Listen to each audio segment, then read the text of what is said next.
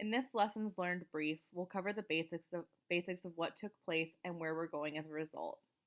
In order to understand the steps that are required for the future, it's important to address the 5 W's and 1 H of every project: who, what, where, when, why, and how. While we can't define the why, that's for the rogue actor to know, we can address the other investigative questions to obtain a solid grasp of the situation. With a firm grasp of the situation, we can consider a path to closure and to a future that ensures this doesn't take place again. As part of the Five Eyes Summit, each host nation within Five Eyes operates its own network. The host nation reported that anomalous activity had been detected, and all nations were alerted to the intrusion.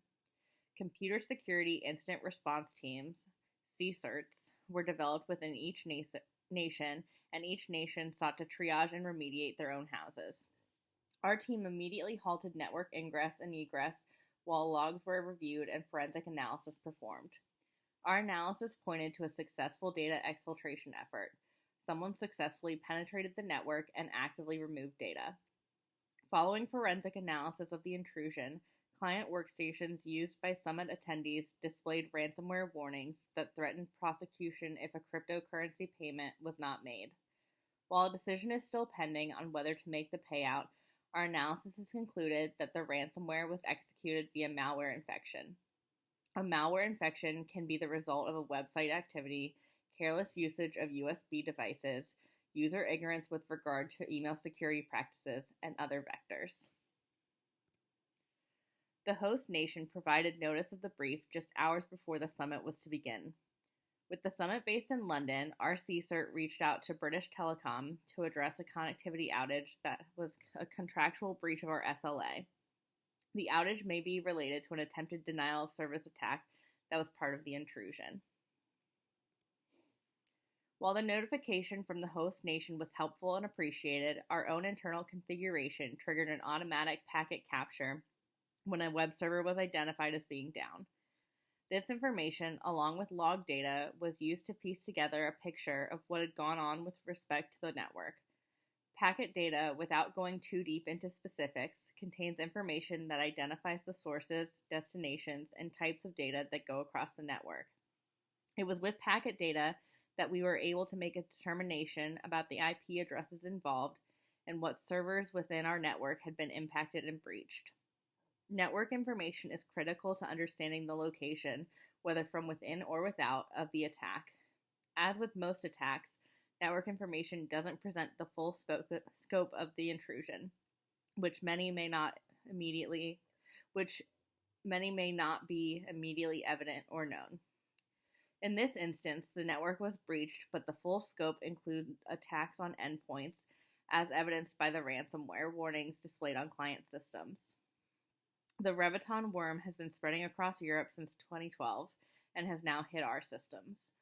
Ransomware is on the rise and is causing companies to be more risk-averse and have contingency plans for what to do in the event of infection.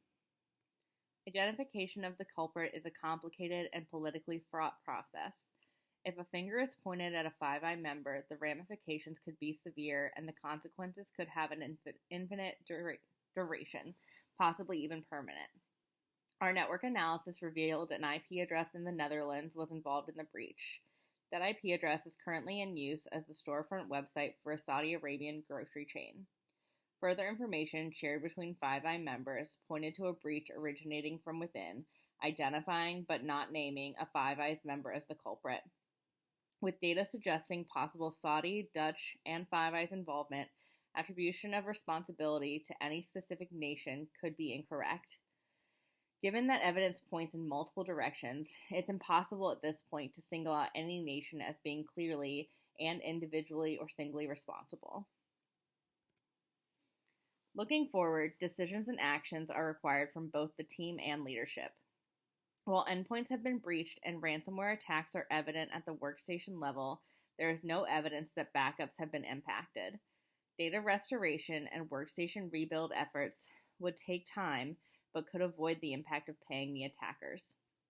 Any payout considerations must include the clear understanding that black hat hackers who work on behalf of rogue nations or organizations, are not ethical individuals who will necessarily honor a payout. While time would be required to rebuild the endpoints, the time spent could project strength and confidence in the remediation by each member nation. Regardless of the result of the ransomware decision, the network must be confirmed to be clean and rid of the infection, and the incident should be closed out.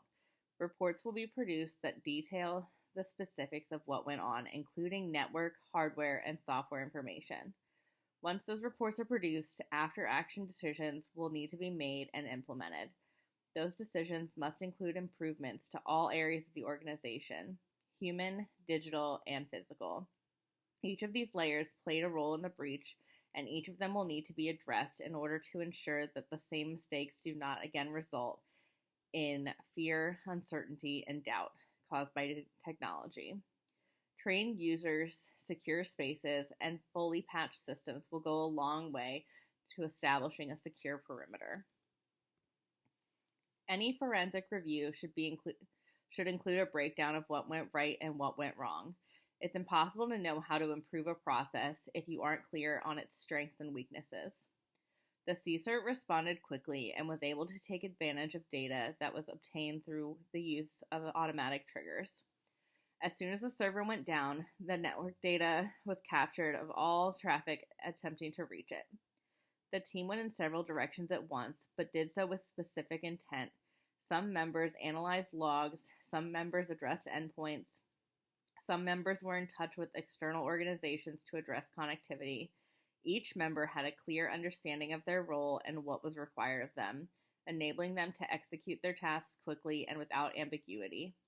Each team member provided concise situational reports so that the leadership was appraised of the state of the situation and could speak capably and confidently to their management chain.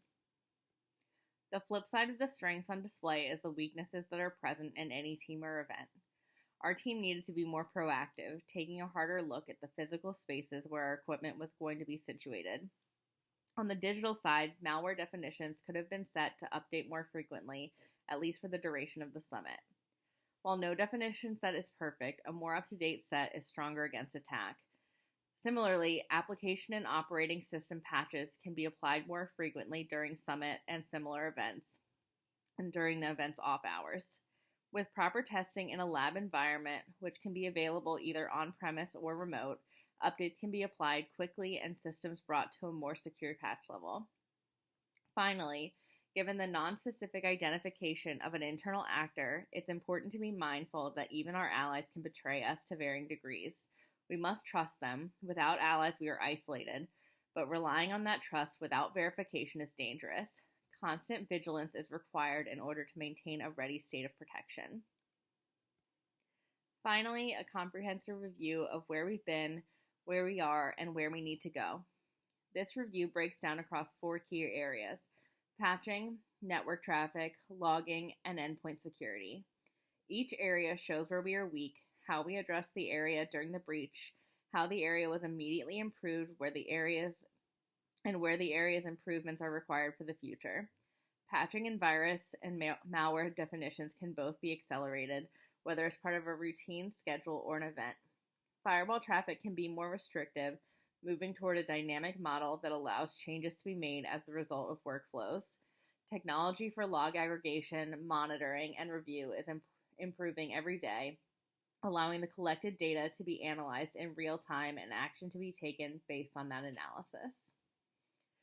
In conclusion, the brief was an unfortunate event that had real-world costly ramification and consequences, but through the proper execution of standard operating procedures by competent, qualified individuals, its impact and duration were controlled and, where possible, reduced. Actions have been identified and are available for managerial approval to ensure that the environment is best situated to prevent a similar attack from taking place again.